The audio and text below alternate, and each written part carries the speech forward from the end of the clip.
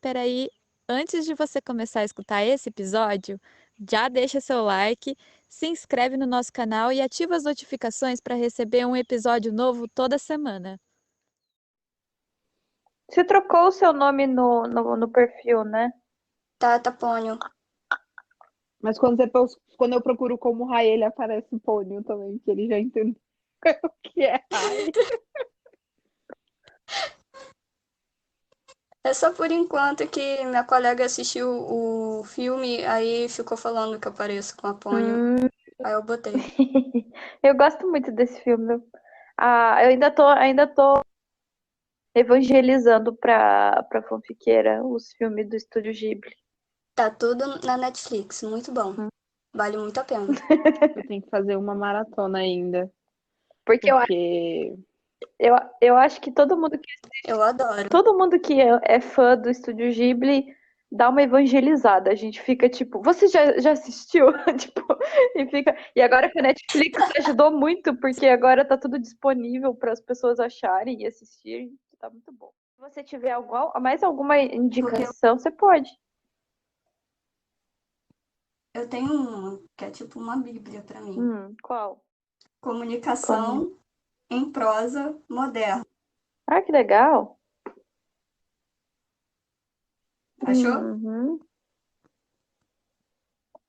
Aí na capa vai ter um quadrado, não é quadrado, né? Um retângulozinho, aí escrito que é atualizado com a nova ortografia. Ele é um livro bem específico de acadêmico também, né? Sim. Que da hora. Vou deixar salvo aqui. E eu gosto dele porque, assim, tem uns termos, umas palavrinhas ou outras difíceis, mas ele não é difícil de entender. Porque às vezes a gente pega uns livros de língua portuguesa que são um saco, né? Mas esse é tranquilo. Vamos começar então? Pode ser, por mim tudo bem. Eu tô só esperando a fofiqueira, que eu não tô te escutando, fofiqueira. Eu tô aqui. Ah, então tá bom. O tempo todo estava aqui. Você tá muito quieta hoje. Tô cansada. Trabalhei o dia todo. Ô, tristeza. Mas tudo bem. Vamos lá. É tu que começa. Esse sempre fica muito... É porque a gente sempre começa com E. E aí, tipo assim, pra uma não embalar a outra, a gente atrasa, só que aí começa as duas atrasadas. We're now going to progress to some steps which are a bit more difficult. Ready, set, and begin.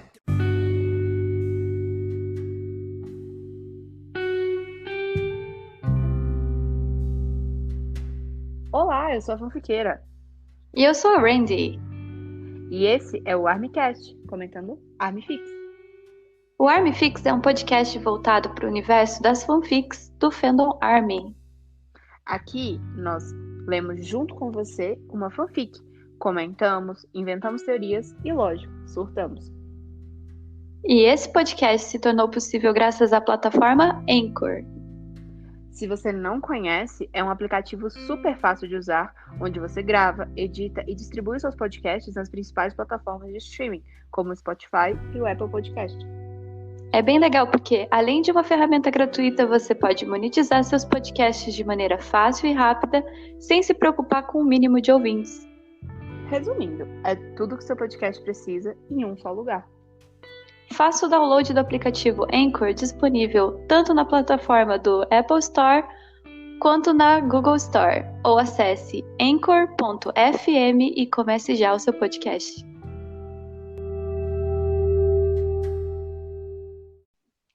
Olá, Armcasters!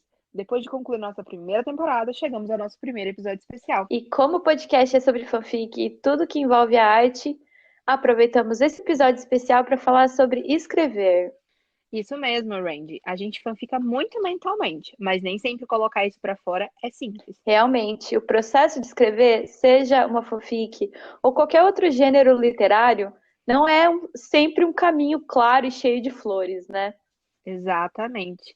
E para falar um pouco mais sobre as aventuras e os percalços no mundo da escrita, hoje temos novamente uma convidada mais que especial. Com vocês, Rai! E aí, galerinha? Vamos conversar hoje? A Rai, além de nossa mutual, também escreve muitas fanfics e tem um projeto muito legal que envolve justamente o tema de hoje do nosso podcast. Então, vamos pro episódio? Vamos lá. 하지만 방탄소년단이 진격한다면 어떨까? 진격해 방탄소년단처럼 진격해 방탄소년단처럼 Ai, a gente é assim. A gente sempre canta no bruto e eu acho muito engraçado. Um dia eu vou reunir todas as músicas. Então, com vocês, hoje a gente tem a Rai. E aí, gente? Me chamo Rai, eu tenho 26 anos, moro no Rio e eu sou formada em jornalismo. Por enquanto, estou à toa, mas a gente sempre faz um bico aqui e ali, né? E você escreve desde sempre? Desde quando você começou a escrever, Rai? Eu Meu comecei Deus, com eu 12 acho que é uma anos. idade. É a idade batata. Eu acho que é a idade de todo mundo, né? Tipo assim, você, Mas como eu já disse na minha teoria, a gente nasce fanfiqueiro, mas você começa a fanficar assim no papel, ali por volta dos 11, 12 anos. Mas assim, eu comecei a escrever, mas era coisa de criança, bobagem. Eu nunca postei nada na internet durante esse período assim, não. Era só coisa de, principalmente pra escola e tal. Você Coisa escrevia simples. original? Você já começou nas fanfics? Como é que foi esse começo? É, mesclado. Eu sempre li muito, né? Então, tudo que eu escrevia tinha inspiração nos livros que eu estava lendo na época, né? Mas confesso que Harry Potter foi a minha base maior para escrever. Mais uma levada Uhum. pelo Harry Potter, né? Incrível como a nossa geração foi totalmente influenciada por Harry Potter, né? Muita gente começou a ler e a escrever com Harry Eu Potter. respirava Harry Potter. Eu cresci lendo, né? Então, era o tempo todo ali. Harry Potter. Então, aproveitando assim esse ensejo, né? Você que começou no mundo do Harry Potter para fanfics, né? Conta pra gente quando que você conheceu o BTS e quando você começou a escrever sobre eles, o que te motivou a escrever sobre eles. Eu conheci em 2018, através de uma amiga de faculdade, e ela ficava toda hora no intervalo, olha só, escuta, vê. Aí conquistou. Ela foi me mostrando as coisas, eu fui gostando. E depois disso, uma outra colega ficou falando, por que você não publica as coisas que você toda hora fica criando aí, que na cabeça toda hora pipoca uma ideia. Aí criei a conta e comecei a postar. Acho que isso é bem coisa de fanfiqueira, né? A gente tá com um projeto aqui, mais 3 ali esperando pra acontecer, e aí, de repente, vem uma coisa na sua cabeça e fala, peraí que eu tenho um treino novo pra escrever. E tem algum chip ou até algum chip preferido, alguma coisa que você que também te inspira ou que você tem preferência assim na hora de desenvolver histórias? Na verdade, eu não tenho nenhum em específico. Eu curto todos, então eu vou escrevendo de acordo com o que as meninas me pedem. Isso é legal. Você consegue também, né, nisso atender tipo mais os seus leitores, né? Tem algum tipo de fanfic que você tem preferência por ler ou por escrever, assim, no quesito assim gênero, de história? Quais são as suas preferências? Olha, eu gosto muito de suspense, puxado para o policial e ficção científica, mas eu percebi que eu escrevo muito puxado também para comédia romântica. Eu acabo sempre caindo na comédia romântica. Não tem jeito. Outra viciada em filmes de comédia romântica da sessão da tarde. É isso que eu ia dizer. Somos uma geração de pessoas influenciadas por comédias românticas hollywoodianas, né? Que Mas ficavam é passando na bom. sessão da tarde. Não, é maravilhoso, gente. A gente tava falando aqui no último episódio com a Geórgia. Cara, um clichê bem feito é tudo de bom. Você olha aquilo e você fala, eu queria viver aquilo. E tem mais, né? Poder depois de um dia estressante, tipo, sentar e ler, ver, assistir, qualquer coisa assim, né? Algo leve, é muito bom. Sim, definitivamente. Dá uma sensação de que alguma coisa no seu dia deu certo, né? Você pode ter dado Uhum. tudo errado. Você chega em casa, você vê aquele filme assim, que termina com um final feliz, você lê aquela fanfic que termina com um final feliz, você fala assim, nossa, mano, deu tudo certo. Deu tudo certo, tá tudo ótimo. Melhor coisa. E conta pra gente quais as plataformas que você mais costuma utilizar, assim, pra postar. Assim, a gente te acompanha muito pelo Twitter, né? Mas na hora de postar fanfics, o que que você utiliza mais? Eu tava pelo Wattpad, mas eu tô pensando em ir pro Archive. Na verdade, eu tô em todas, né? Mas a que eu mais usava era o Wattpad.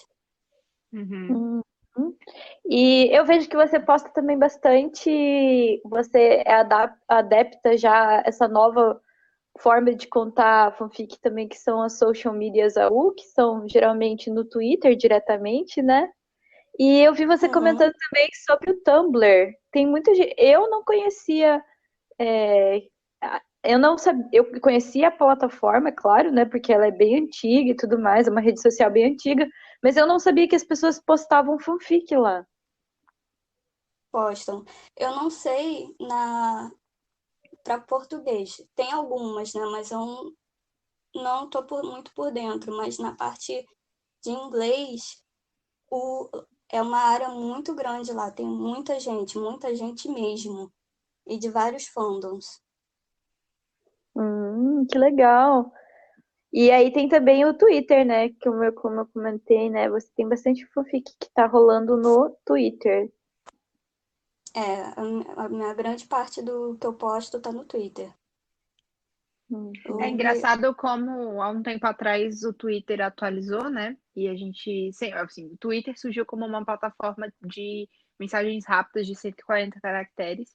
E eu lembro que quando ele atualizou para 280, todo mundo, meu Deus, vai acabar o Twitter, que vai ficar muito ruim. E, no entanto, ele abriu uma possibilidade enorme, né? Porque, pelo menos assim, talvez eu estava ainda muito no começo do fandom. Eu também entrei em 2018, mas eu não vi uma quantidade tão grande de AUs e de threadfics. AUs até que eu via, mas threadfic mesmo, que o pessoal escreve mesmo no Twitter, eu não via tanto. E eu acho que essa mudança no Twitter abriu essa possibilidade, né? Você mesmo tem várias threadfics, né? Isso, para falar a verdade, é um modo fácil de manter o contato com o leitor. Uhum.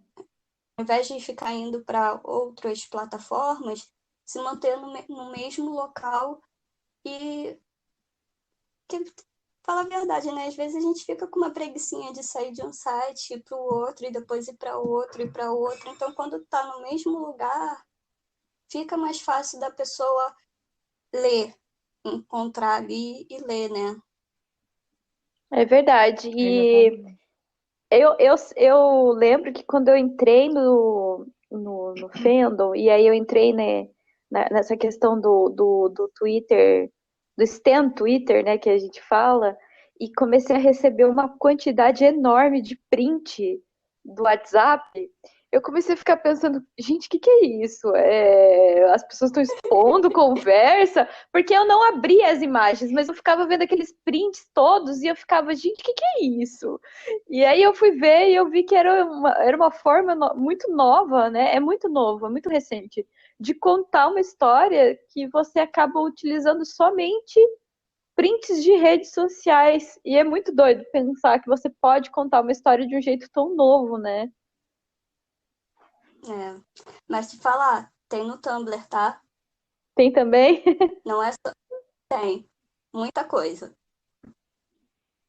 Gente, o Tumblr é um mundo totalmente away, né? Assim, da gente, do que pelo menos eu tô usando ultimamente.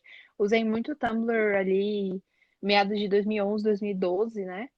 E eu Uhum. não realmente, assim como a Range, eu não imaginava que ele tinha tomado essa força novamente, né? E principalmente dentro do mundo das fanfics. Então é muito legal porque é mais uma plataforma que a gente pode usar, né? Para disseminar informação. É que eu acho interessante que o Tumblr passou por muitas modificações.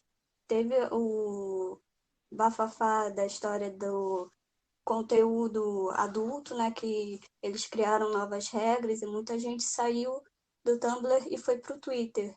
Mas os usuários continuam lá, né? Postam GIFs, screenshots de filmes, séries, tem debate de conteúdo, né? Os fandoms vão criando suas teorias e a gente acha que não, mas tá bem vivo o site. Muito legal. Eu gostava. Tinha uma época, no começo do Tumblr, eu amava o Tumblr. Nossa, era o meu Twitter da época. Porque já existia o Twitter também, mas eu acho que o Tumblr tinha essa coisa de você poder utilizar imagens, vídeos. Ele era bem mais completo, né? Eu acho que foi a primeira rede social que juntou tudo isso, que juntou blog, imagens, GIFs, antes mesmo de todas as outras, até mesmo do Orkut, do Facebook. Eu acho legal que hoje em dia eles fazem, não sei como falar, eles chamam pessoas famosas, né? Tanto atores, cantores, subcelebridades, ou só conhecidos influencers da internet para fazer debates e responder perguntas de usuários. Aí eles colocam na tela inicial avisando quem é a pessoa e você pode interagir. Nossa, que Nossa, louco! que legal, não sabia disso. Uhum. Muito away, a gente tá muito desatualizado. Eu tô me sentindo exatamente assim, sei lá, idosa, assim, de repente. Aquele gif do senhorzinho deletando o próprio computador. Exatamente, sou eu, porque olha, sinceramente, não sabia disso. Gente, muito legal mesmo. Então, hoje a Rai aqui tá aqui com a gente nesse episódio especial, porque ela preparou um guia especial, cheio de dicas para quem quer começar a escrever ou somente procura melhorar os seus textos, que se chama Outras Formas de Dizer, e é cheio de dicas valiosas sobre a língua portuguesa, explicando de forma prática dúvidas comuns de gramática e outros temas que acabam surgindo como dúvidas. E é isso que a gente vai falar nesse bloco. Mas então, Rai, conta pra gente como é que você teve a ideia de fazer esse projeto, né? Por que fazer? Da onde saiu a ideia de fazer? Então, como eu escrevo constantemente, sempre bate uma dúvida, né? Eu inicialmente comecei as anotações para mim. Eu tenho um caderninho, então eu vou anotando as dúvidas que sempre acaba pegando, né, daquele famoso branco. Qual porquê eu uso aqui nessa frase? Ai, meu Deus, deixa eu olhar aqui. Joga no Google. Então eu comecei provavelmente vai ter gente na mesma situação que eu, então vou jogar, já que tô me ajudando, vou ajudar o próximo. Porque assim, eu vi, antes de eu postar no Autopad, eu vi outros livros de dicas, né? Só que assim, dica de como transformar seu texto, sua história na best-seller. Eu fico assim, gente, isso tá fora da realidade. Eu só quero escrever, eu não quero um best-seller no momento. É uma cobrança desnecessária, então vamos pelo básico, pelo pequenininho. E assim, é uma coisa que ajuda muito, né? Realmente, você ter vamos dizer assim, um caderninho, um guia na hora de escrever, justamente porque escrita tem muito a ver com prática, né? E essas coisas de gramática, do uso na gramática, são coisas que a gente vai melhorando e são coisas que, conforme a gente vai utilizando, a gente vai lembrando. Mas para quem é mais novo, ou até para gente que acaba esquecendo algumas regras básicas, é sempre importante ter alguma coisa que ajuda, né? Uhum. E foi muito legal que você montou e divulgou esse projeto, né? Esse projeto não dita regras, mas na verdade vem para realmente ajudar a pontuar algumas coisas. Por exemplo, os erros comuns na gramática, né? Que são as coisas que a gente tem mais dúvida. Eu acho que você colocou várias coisas que são erros comuns, que eu vejo que muita gente tem dúvida, né? Na hora de escrever. O problema que eu vejo principalmente é que todo mundo fica assim, tem vergonha de dizer que esqueceu, que não sabe, que não lembra. Uhum. E vamos ser sinceros, né? Português é um idioma complicado. É chatinho de aprender. O pessoal na escola não favorece português. Um assunto que poderia ser prático e fácil, eles deixam bem chato. É mais fácil perguntar quem não dormiu na aula de português alguma vez na vida, né? Uhum. Então, eu fico pensando muito nisso, né? De como deixar uma explicação mais do dia a dia, mais sem enrolação, sem palavra difícil. É isso daqui assim, pronto, acabou, né? Eu tento procurar exemplos mais próximos da nossa realidade, do cotidiano mesmo, porque não adianta a gente botar uma regra e não saber usar durante o dia a dia. Uhum. Então, eu tento fugir do modo que a gente aprende na escola. Então, assim, aproveitando isso que você falou sobre o português ser uma matéria que muitas das vezes o pessoal não presta tanta atenção, justamente porque é chato, difícil, complicado. Muita gente enxerga, né, o estudo da língua portuguesa assim, e realmente tem muitos pontos do português que são difíceis, né? Então, acaba que a gente, quando está na escola, passa batido, mas aí a gente começa a se escrever e se depara com os famosos erros gramaticais e fica se descabelando com isso. Então, a partir desse exercício que você fez, né, com o projeto, o que você identifica que são os erros mais comuns de gramática e como é que a gente pode trabalhar para melhorar eles? Assim, quando a gente está escrevendo, é normal, principalmente digitando, né? É normal uma palavra ou outra a gente acabar escrevendo com uma palavra que é essa, a gente usa um Z sem querer. É normal. A gente está fixado na ideia, na cabeça, tentando correr e passar para o computador. Então, é normal acontecer de escrever errado, mas a gente tem que focar depois na revisão, né?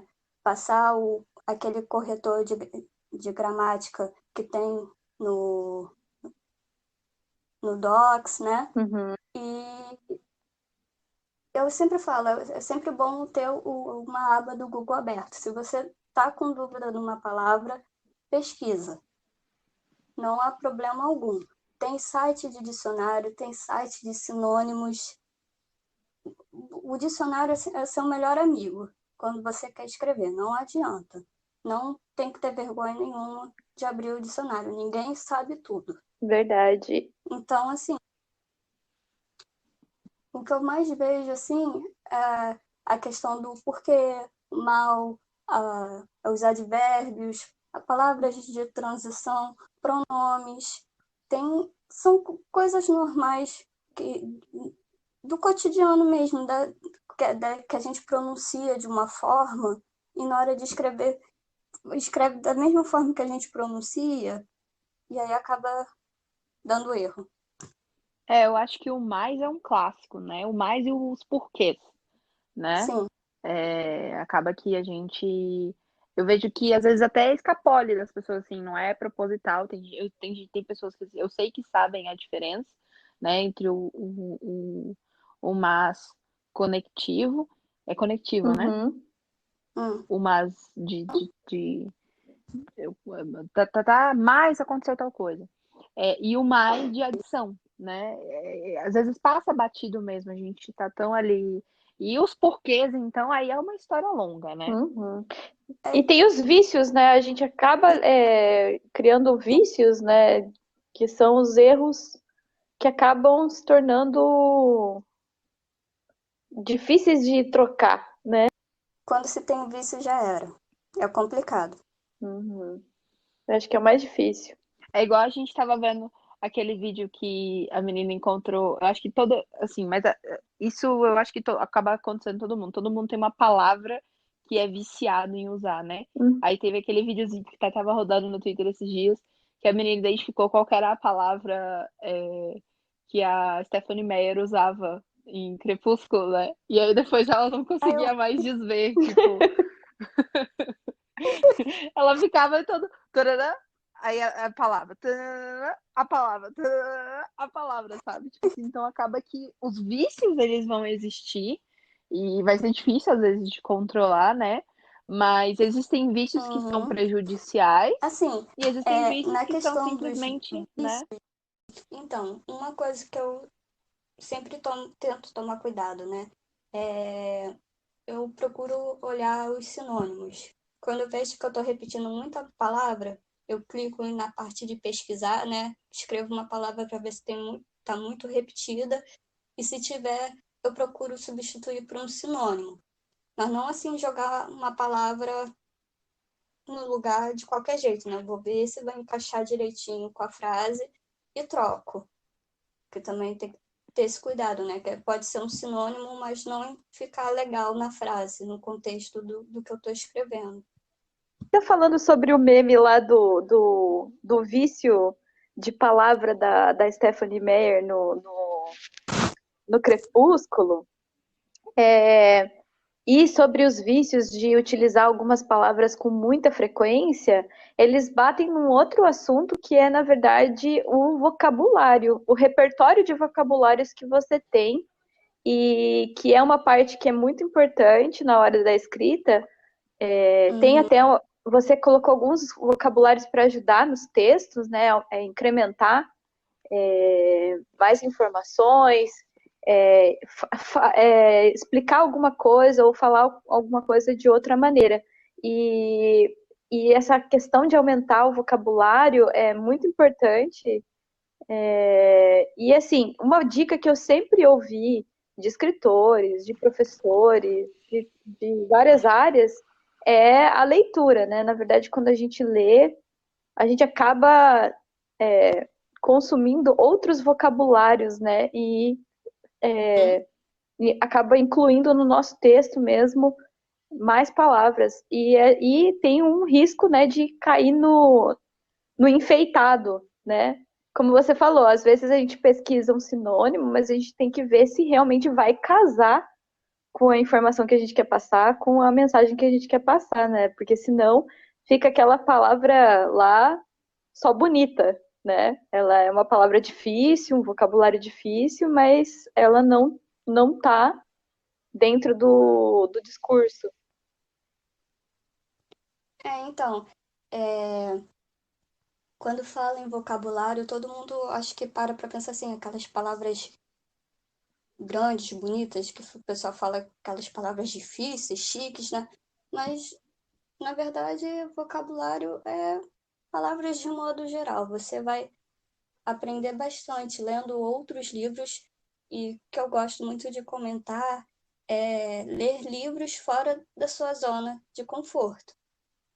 Eu acho muito interessante você pegar livros de modo assim amplo. Você pega de vários gêneros, de vários tradutores, porque também tem isso, né? A editora que for traduzir o livro, eles têm já a maneira ali e às vezes acaba perdendo um conteúdo dentro da tradução, né? Então é Uhum, sempre bom pegar assim, você procura o diferente autor, diferente editora, procura ampliar os seus gêneros. Eu sei que a gente gosta de um gênero específico, pronto, acabou, né? Mas às vezes é bom sair um pouquinho dele para aprender palavras diferentes. Por exemplo, eu gosto muito de ler romance jovem adulto. Mas aí os livros de romance jovem adulto vai ter um tipo específico de vocabulário, a não ser que eles tenham um subgênero, vamos dizer assim, romance jovem adulto, mas puxado para o policial, ou puxado para ficção científica, para fantasia. Então vai modificando o vocabulário, vai ampliando, né? Então é interessante uhum. sempre sair um pouco da zona de conforto e ir procurando outras opções. Realmente. E principalmente falando em vocabulários, como tem também dentro do seu guia, é que às vezes a gente tem uma ideia super legal sobre, a gente quer contar uma história super legal, um plot diferente, e acaba tendo que realmente estudar, né? Os vocabulários, por exemplo, uma fanfic de época, uma fanfic de fantasia, de guerra, como você tem um capítulo só para falar sobre vocabulário de guerra, né? Vocabulários que fazem parte, né? Desse tipo de narrativa. Uhum. Dependendo do que você for escrever, é muito importante pesquisar.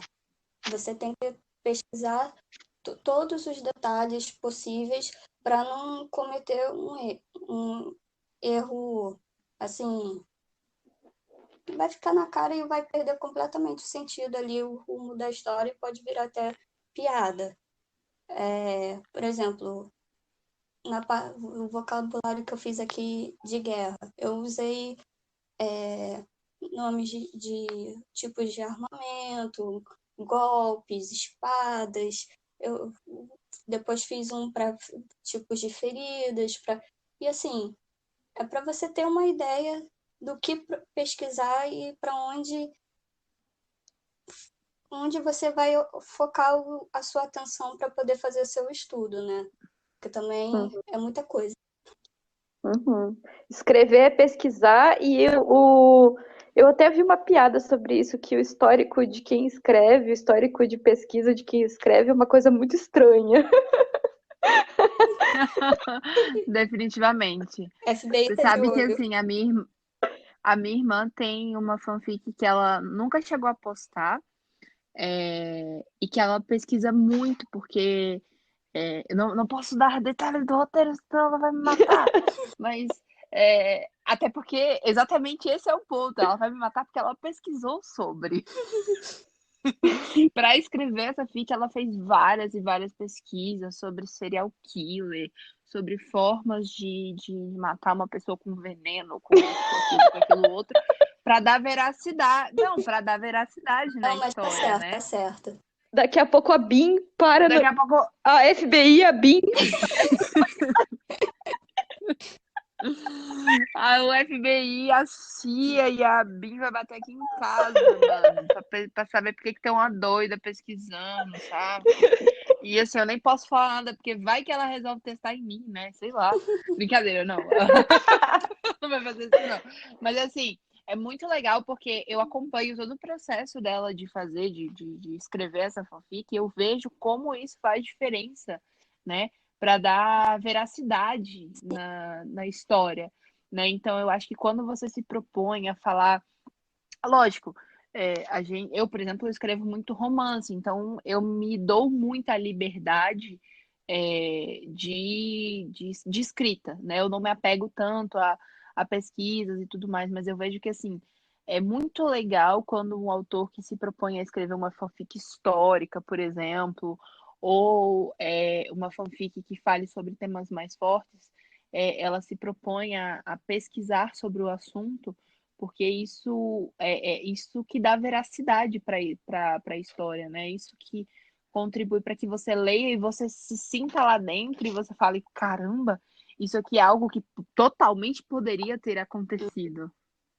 É, uma coisa que você falou que eu achei importante, é sempre bom pesquisar quando é assuntos importantes e assuntos delicados, porque, primeiro, para não escrever bobeira, não faltar com o respeito, né? Ter a delicadeza de passar a informação correta e não faltar com respeito com ninguém. E Uhum. a gente vê muito aí, né? Assuntos como depressão, suicídio, sexualidade, gênero, as pessoas às vezes acabam pecando na Uhum. história porque não pesquisaram. Eu já ouvi falar. Aí escreve a interpretação dela sobre o assunto e aborda de qualquer jeito. E como Uhum. escritor, a gente tem que tomar cuidado com isso, porque nós estamos escrevendo para outras pessoas lerem e interpretarem.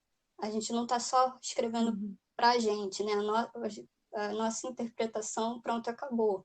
Então a gente tem que pesquisar bastante, ter muito cuidado com isso, porque a gente está postando online, então todo mundo vai ler, vai interpretar, vai tirar, né?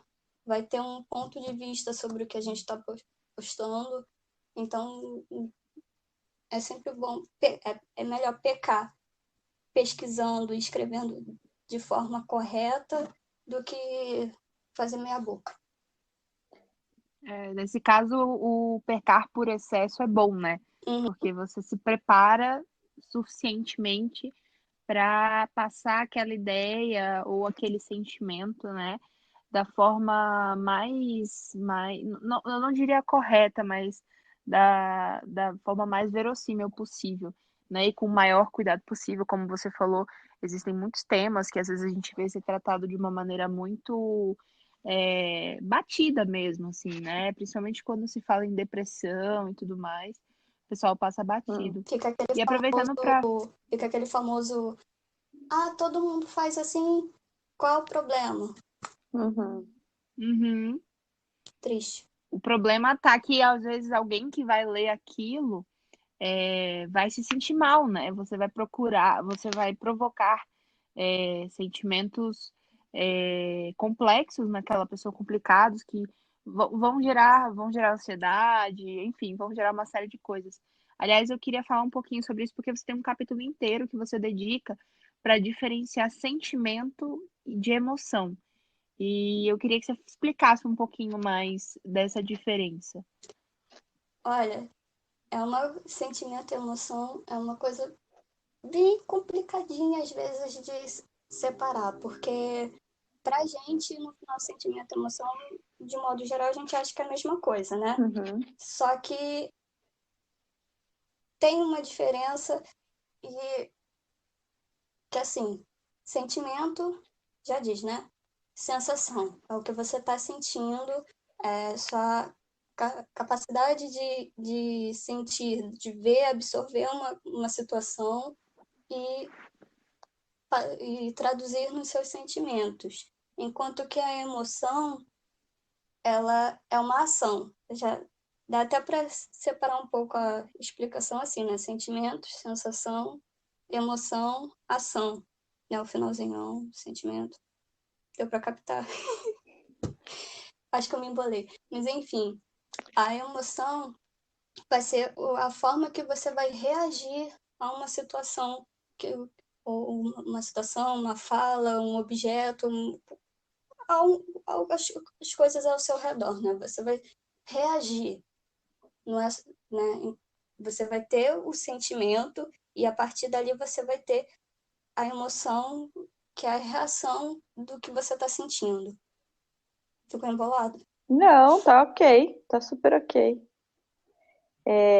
Falando sobre isso, eu acho que cabe muito no que você estava falando sobre pesquisas, por exemplo, de condições, tanto condições quanto doenças, essas coisas, porque está relacionado, né? Como que a pessoa vai se sentir, como que ela vai reagir a algumas Isso. situações, né? E é aquela coisa, quando você está pesquisando para saber direitinho, abra mais de uma aba. Não vá só no primeiro link, vá em outros e compare a informação, compare o conteúdo. Porque às vezes o primeiro link, a primeira opção não está com a informação realmente correta, mas como tá os algoritmos aí do Google, bota lá como primeiro e aí você copia aquela informação e está errado. Imagina, caos. Uhum. Então é sempre bom pesquisar e comparar a informação em outros sites, em outros livros, se você puder, para ver se está certo aquilo dali, né? Não sair pegando, pronto, acabou a primeira opção. Uhum. E até quando eu fiz a pesquisa para botar a explicação sobre emoção e sentimento, eu quebrei um pouco a cabeça para conseguir encontrar um meio termo, né? Para poder passar o que eu já sabia, né? Que eu até peguei aqui botei uma tabela explicando, né, as emoções para poder diferenciar um pouquinho. Então, vamos pesquisar. Pesquisar, pesquisar, pesquisar. Definitivamente, eu acho que assim, a base de quando você está escrevendo é essa, né? Não tem como fugir, Não tem. porque a gente quer falar sobre uma série de coisas, né? E muitas das vezes assuntos que não são, digamos assim, comuns na nossa vivência, né? Nem todo autor escreve sobre o que vive, né? Principalmente se a gente for pensar assim, autor de fantasia, autor de romances épicos, essas coisas assim, realmente não tem como eles viverem aquela situação. Mas mesmo situações comuns, né? E uma coisa que eu vejo que acontece muito dentro do fandom bom, a gente, em geral, escreve sobre romances LGBTs, né? Em geral, a grande parte das fanfics que estão dentro do fandom ARMY são de relacionamentos entre os meninos, né? E a gente vê que a maioria das pessoas que escrevem sobre são mulheres, que, logicamente, jamais viverão um relacionamento homem-homem, né? Então acaba que há um problema de fetichização, né? Dos personagens, do casal em si, que é outro tema que você trata nesse projeto, né? Eu acabei abordando, criando um capítulo sobre isso, porque me mexe, eu acabo me estressando, né? E sobre o assunto. Já falei várias vezes. Você não é a única. Já surtei reclamando várias vezes sobre o assunto na tele, porque é complicado, né? Não há problema nenhum em escrever romances assim, né? Romances voltados para LGBT. Mas tem sempre um limite de como você vai tratar o romance. E às vezes as pessoas... Explica pra gente, aproveita esse momento para explicar um pouquinho pro pessoal que tá ouvindo a diferença entre você retratar um relacionamento LGBT e você fetichizar esse relacionamento. Acho que é uma explicação muito importante e interessante. Então, fetichizar é reduzir ao fetiche, né? Você transformar uma situação, aqui no momento, uma pessoa, um objeto de erotização. Você está erotizando as pessoas, né? Para saciar o seu desejo, muitas das vezes sexual, sobre o tema. Então, assim, o que seria um romance normal, as pessoas acabam romantizando, erotizando e normalizando questões que deveriam ser tratadas de forma mais consciente, né? Eles ultrapassam a linha de... vamos dizer assim, a linha da escrita e utilizam os estereótipos que acabam sendo prejudiciais para a comunidade. Realmente essa questão, ela é uma questão bem delicada, na verdade, né? É um ponto bem delicado, assim, que eu vejo que muita gente acaba brigando por causa de algumas coisas que não deveriam fazer, não deveriam ser importantes dentro de uma trama, vamos dizer assim, dentro de uma construção de um relacionamento, a construção dos personagens, e acaba que muita gente acaba entrando em brigas muito grandes, né, com relação a isso, e não percebem que elas estão, ao mesmo tempo, apontando o dedo, julgando e criando uma imagem para um personagem que os personagens na ficção, eles criam um senso de, como que eu posso dizer, um senso de identificação, né? Muitas das vezes. E isso pode acabar afetando essas brigas, essas coisas, e também a forma como é escrita pode acabar afetando leitores mais novos, os leitores que estão começando, né? Vamos dizer assim, a gente está falando sobre específico relacionamentos homoafetivos, né? Que são entre dois homens, né? E você pensa, um leitor novo, um menino, vamos dizer assim, vê aquilo, como que ele vai sentir? Como que ele vai se sentir? A gente sempre tem que pensar nisso quando vai escrever. Como que uma pessoa, um homem homossexual, vai se sentir lendo uma coisa dessas, né? E lendo todas essas brigas, vamos dizer assim, não faz sentido. É como você falou, você acaba reduzindo aquele desejo interior seu. E você acaba esquecendo que, na verdade, você está falando sobre pessoas e falando sobre relacionamentos, né? Hoje, inclusive, eu vi na timeline um pessoal de um fandomship específico, não vou citar qual, mas quem viu esse print na timeline vai saber qual é. De uma pessoa reclamando assim que eles não postaram foto, será? Eu estou sentindo que eles terminaram, eu estou muito triste com isso. E não sei que, eu tive a curiosidade de pesquisar o perfil da pessoa.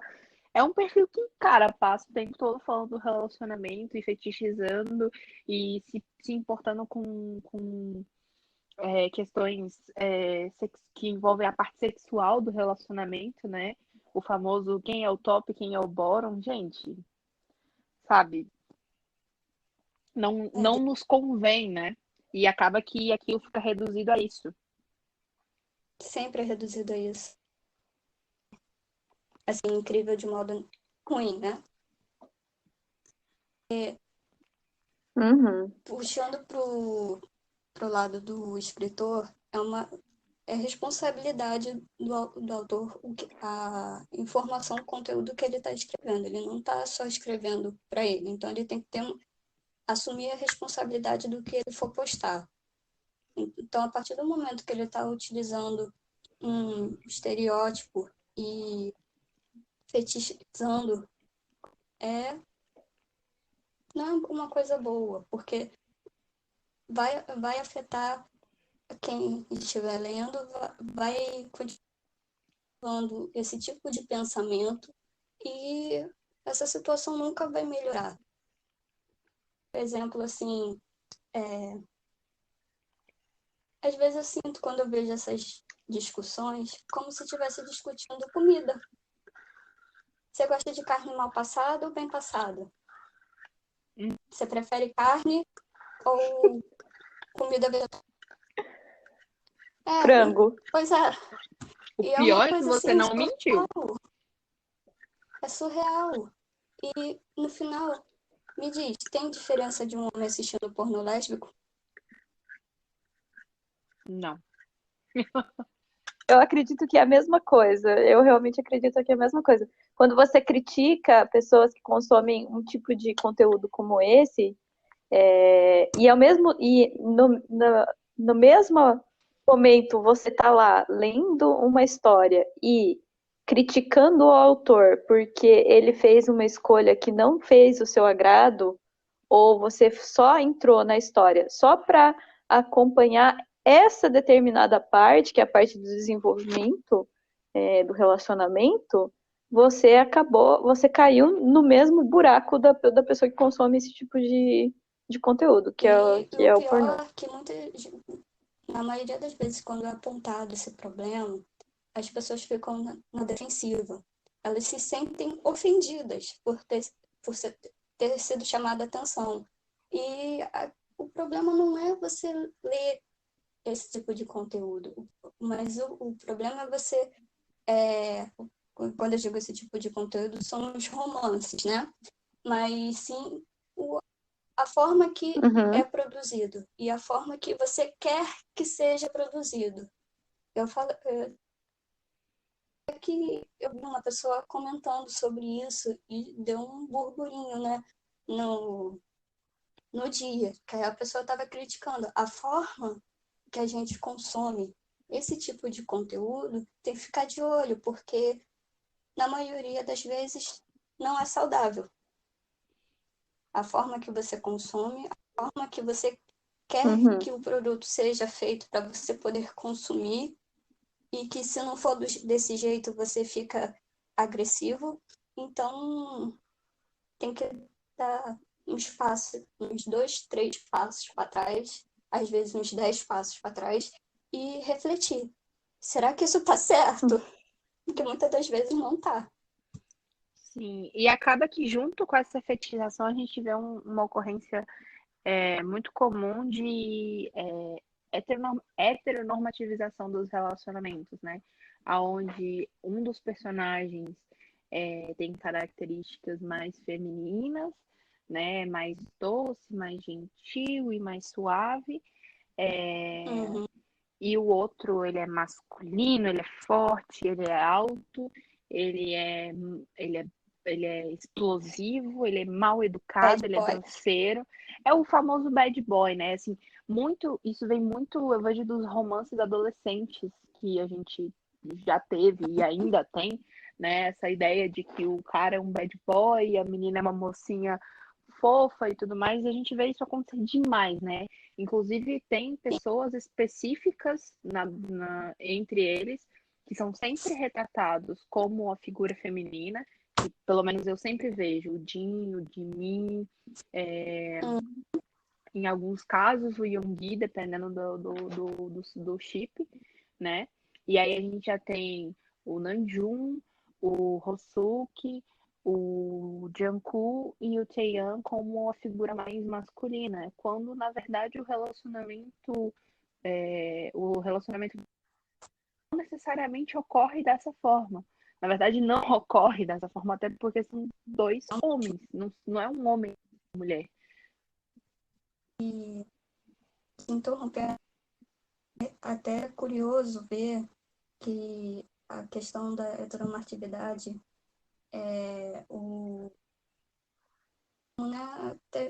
está tão entranhado na nossa sociedade que isso afeta até realmente entre eles na comunidade. Porque tem aqueles que querem ser vistos como machão, né? A nossa sociedade é tão problemática que...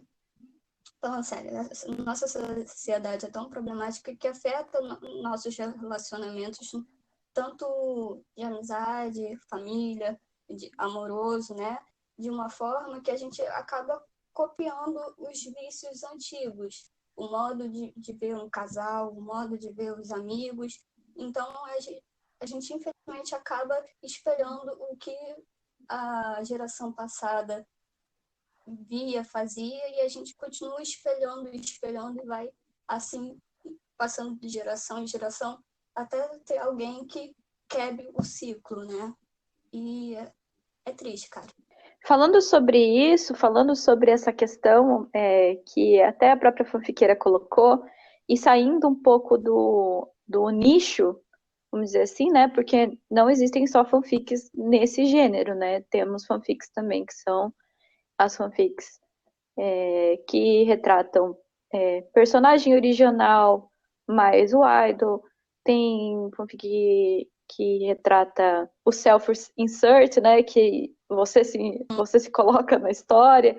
E existem outros tipos de fanfic. E esses tipos de construções, elas não acabam só afetando, elas afetam mais, claro, esse, esse gênero de fanfic que a gente está falando, que é o gênero, né, o LGBT. Mas essas construções, elas também afetam as fanfics com relacionamentos heterossexuais também, porque, na verdade, elas acabam repetindo esses relacionamentos que geralmente são abusivos, tem retratação de ciúmes extremos, até mesmo violências emocionais, manipulação emocional, que são coisas que a gente tem que começar a repensar na hora de escrever e de reproduzir, parar de reproduzir esse tipo de relacionamento tóxico, É né? um problema que você encontra muito fácil e eu gostaria muito que não fosse tão fácil de ver, porque as pessoas normalizam muito a questão do abuso, tanto psicológico quanto emocional,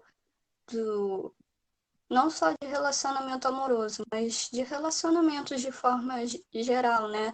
E muitas das vezes não é escrito de forma assim, eu estou mostrando como que como uma forma de crítica, eu vou mostrar os personagens crescendo, né? Procurando melhorar até chegar no final da história e mostrar como eles evoluíram,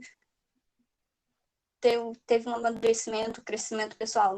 Na maioria das vezes não é isso.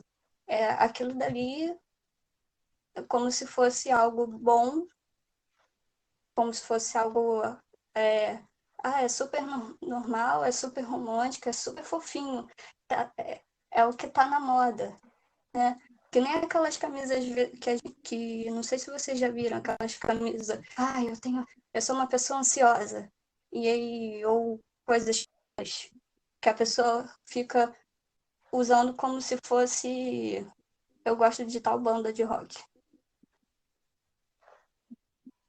E assim, não é legal.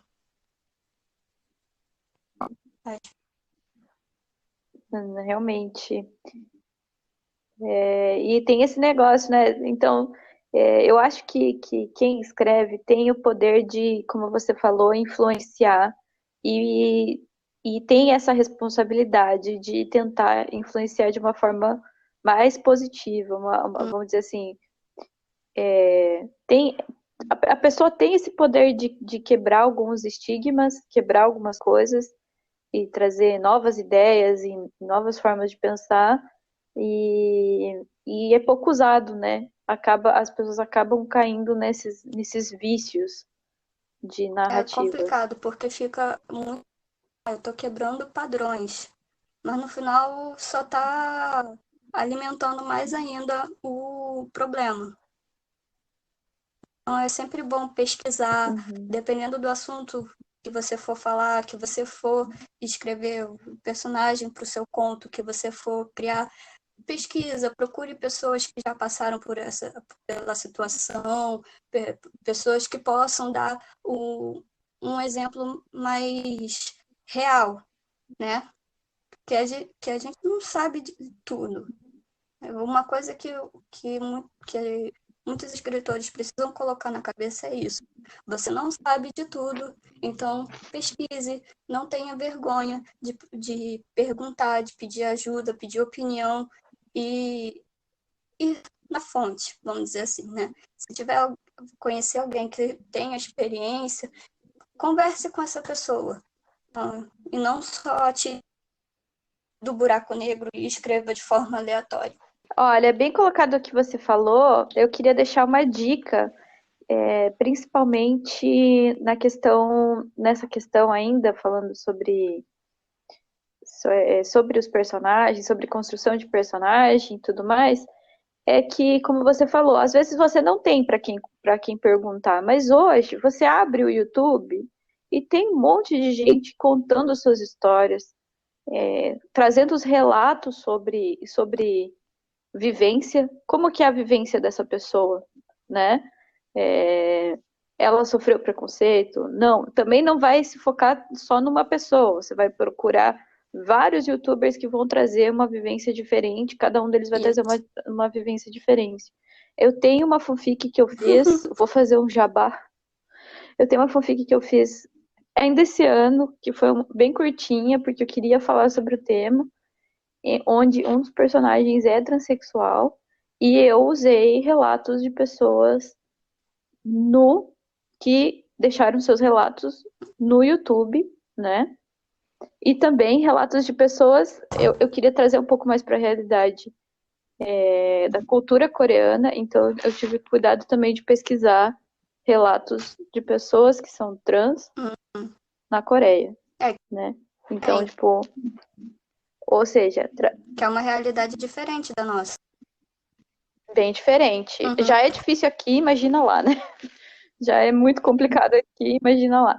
E é muito compensador você ver que aquilo que a gente fala de pecar pelo excesso tem um resultado, porque eu tive um feedback de uma pessoa trans que virou e falou para mim, mandou uma mensagem, mandou um comentário falando assim, olha, me senti representada, senti que você fez um trabalho onde você realmente quis colocar o que se passa, qual que é o sentimento, não de forma a só retratar, né? Só colocar lá, tal pessoa é assim, né? Não. Ela tem um sentimento, ela tem uma construção psicológica em cima disso, né? É aquela coisa, cada um vai ter sua experiência, cada um vai ter seu ponto de vista, então não tem como resumir numa figura só, né? A gente achar que é só esse modo aqui, pronto, acabou. Por isso que, como você disse, é bom ver várias fontes, vários pontos de vistas, fazer a pesquisa de forma correta, para não cometer nenhum erro. 내가 2000년이야. 플라이. 알고 있어. 뮤직비디오 그거 흰색 와이셔츠에 빨간 넥타이 내가 그 얼마 따라서 주셨거든. 그래가지고 안 어울리시. 야, 중수다 이제 가자. E chegamos ao final da primeira parte desse especial. Sim, o nosso papo estava tão bom que o episódio rendeu. Por isso, teremos a parte 2 semana que vem. Vamos trazer mais dicas legais sobre storytelling e escrita. Vai ter mais conversa boa, risadas e muita informação. Para quem quer conhecer mais sobre a Rai, os links dos perfis dela estão na descrição do episódio. No Twitter, você encontra ela pelo @itskimdaily. E a gente, vocês já sabem, né? Eu sou @seraladavi e a Randy é a @mercilesssky no Twitter. Usem também a nossa hashtag ArmyCast e marquem o perfil oficial do podcast pelo @ArmyFixPodcast para contar pra gente o que vocês acharam dessa primeira parte do episódio e o que esperam para a semana que vem. A segunda parte do episódio especial estará disponível na próxima segunda no Anchor e no Spotify. A gente espera vocês. Até, tchau! Tchau, beijo!